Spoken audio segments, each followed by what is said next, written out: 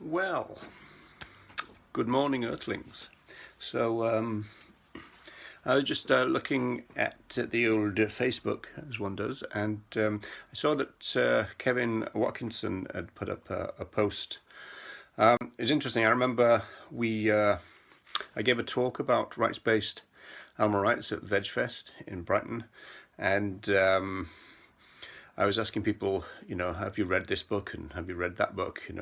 Peter Singer, Tom Reagan, Gary Francione, Joan Denea, and virtually the only hand that kept going up was that of Kevin. So the well-read Kevin Watkinson put a article written by Melanie Joy in the Vegan about that vegans should kind of avoid being disrespected. The same Melanie Joy, of course, that writes in the famous book that it's possible to procure eggs and dairy without violence, which is a remarkably non-vegan thing to say.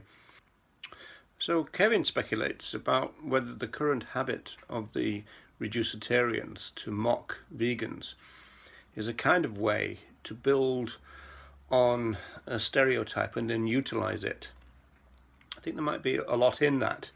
We certainly see Tobias Leenaert mocking the philosophy of veganism all the time, trying to say that vegans want the smallest club in the world and that we deliberately make veganism hard because we're proud of the hardness of it and this kind of stuff, which is a total misreading of vegan motivations, I think. Brian Kateman mocks vegans as hippies, or people who are extreme enough to get themselves into cages and do demonstrations. Of course, Matt Ball mocks vegans by claiming that they're akin to fundamentalist religious groups or terrorists. So there's a lot of it kind of going on. Sebastian Joy mocks vegans as part of the crazy vegan stereotype that he and Leenaert perpetuate.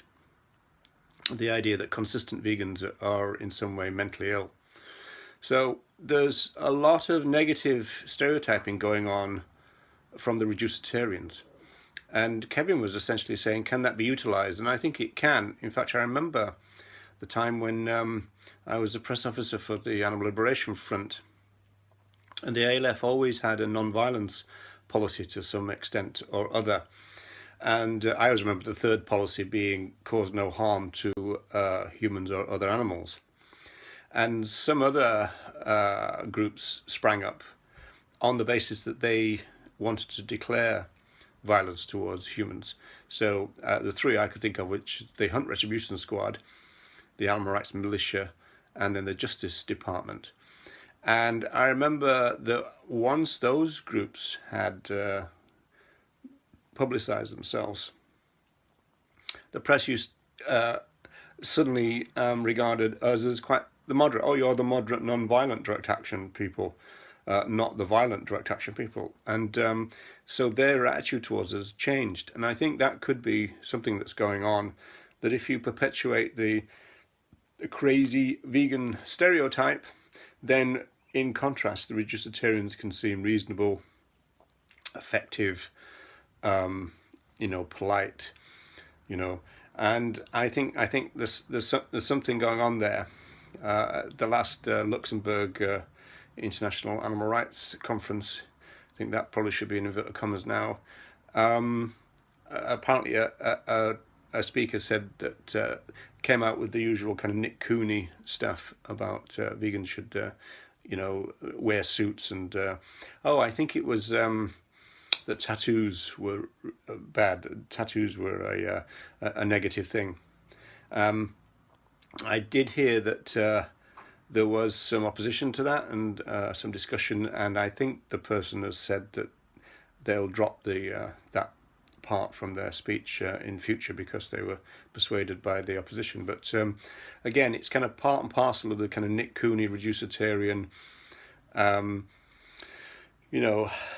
kind of positioning of vegans at the far extreme.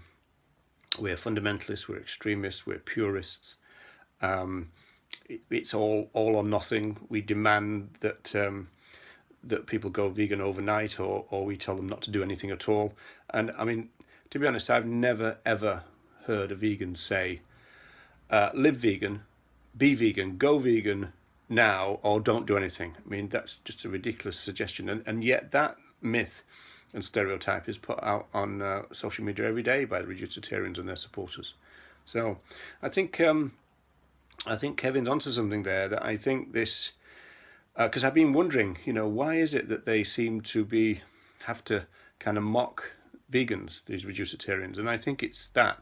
I think it's the fact that people like Melanie Joy have undoubtedly read The Psychology of Stereotyping, and I think we're onto something there, that they've seen that they can position us as the extremists and the purists, and then in contrast they're seen as the moderates, the good people, and the reasonable people to deal with. And I think that's what's going on. Another movement issue that we need to deal with. Okay, see you next time, folks. Have a good one.